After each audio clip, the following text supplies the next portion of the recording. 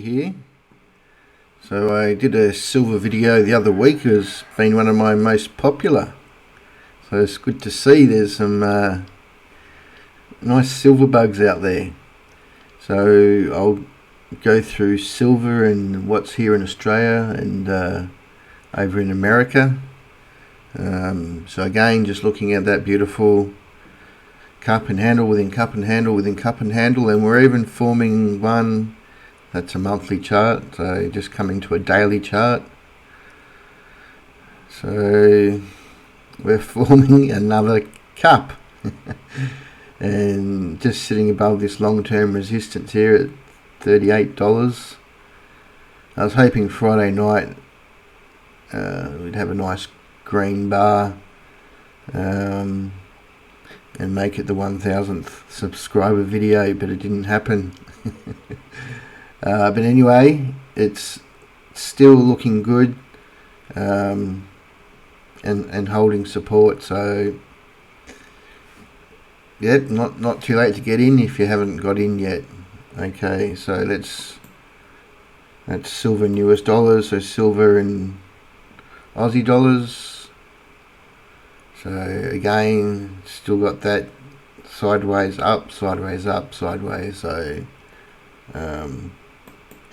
that's ETP mag is the ETF if you just want the physical. The gold silver ratio. So for those who don't know, this is when you want to be buying silver, selling gold, and then vice versa.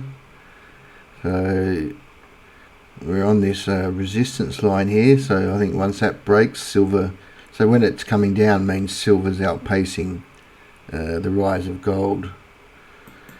Okay, so looking locally, wish this one was still here, Adriatic. So they've been taken over by Dundee. It was a ripper. They $10 all-in sustaining costs. It's about half the industry average. If you're still holding on, hold on, because Dundee is a superb gold producer anyway. Now Mr. John Doe, he's a man with all these little mines in Australia, but I reckon he's onto a winner, this one. This Manuka Resources. So they've just started generating cash flow from a gold mine, and they've got another silver mine that's ready to produce 1.3 million of ounces per year, and the market cap's only 50 mil. Now that's a million ounces should be around 100 mil. So, well, I guess it's not a big well-known name, but it's certainly cheap, and the chart looks alright. I mean, it looks beautiful, really. So Mr. John Doe, well done. Now to the more popular ones. So Andean Silver developer. So their market cap's 250 mil. 100 million ounce resource. I couldn't find out what their proposed production is. So based on that market cap, it'd want to be at least a million. But anyway, technically, because sometimes it's a bit like PE, it doesn't matter, it just depends. But that's broken out of that pennant. If we go to a daily chart, so it's come down to the 20 DMA and the trend line. So if you're going to buy it, now's a pretty good time to buy it, just my opinion. Silver mines, it's another one that's so ASL was getting close to production, so same as silver mines, they're sort of in their same 260 mil market cap. These ones got problem with the greenies, 130 million ounce. So I couldn't find out what their production target is. So if anyone knows, let me know. and West Coast Silver. They're another sort of pre-production, pretty cheap market cap too, 60 mil. They had in the past done 1 million ounces, so if they can get that up, then that's pretty cheap. It's probably why the share price is going up. So that's would have been a steal down here. So that seems relatively cheap as well. All right, now onto the drill hit boys. So these are guys that are drilling, looking for big hits. So Alicantro Minerals. With these drillers, you sort of just got to buy them all and hope one of them hits the jackpot, or be quick on your trigger finger. Because a break here looks bullish. Argenta Minerals, that's forming a bullish pennant too. So again, Explorer, Investigator, so it's another Explorer in South Australia. So they're all probably at good prices just to put in the pocket. Just my opinion, not personal advice.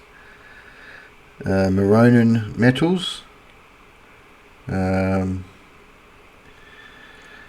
So these guys have got a project near South 32, lead silver. So it's a bit of a leady lead silver target. So they're all aiming to develop one of Australia's largest undeveloped silver resources. But again, rounded bottom, love rounded bottoms. Meth rule. So they're Explorer in Mexico. So again, there's your bull flag, bull pennant. That looks like it's where it wants to go. Sun Silver.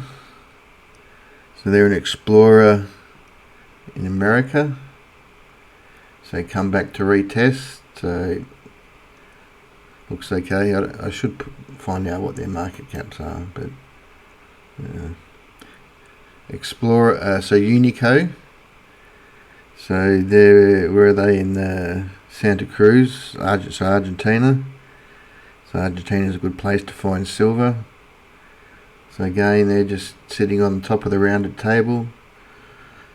Alright, so that's locally, and then the stuff I'm more into, which is a bit more safer, silver producers. So the SilJ ETF,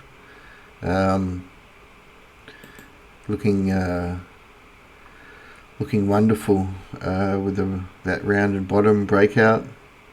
Why do I like it? This is SilJ over the silver price. So the miners should be outperforming. So I'm looking for one of these things where the miners outperform the silver price. It looks like it's just started. So if the silver price goes up, this will go up harder. And then the SilJ over the GDXJ. GDXJ is still one of my favourite ETFs, the gold miners, gold junior miners. These are only both in America. But SilJ is undervalued compared to this GDXJ. If we look at companies underneath SilJ, so you got Kua. So these are all big miners with multiple mine sites producing. Then we've got First Majestic.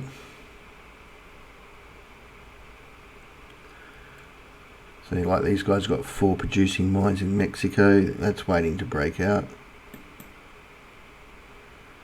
And we've got Hecla. So that's just breaking out. Endeavour. So that's sitting, waiting. And then the last one's QR. So that's already off to the races. Alright, plenty of options out there for you silver bugs. I'm glad you're looking in that space. Alright, just a word from my partner. Say out.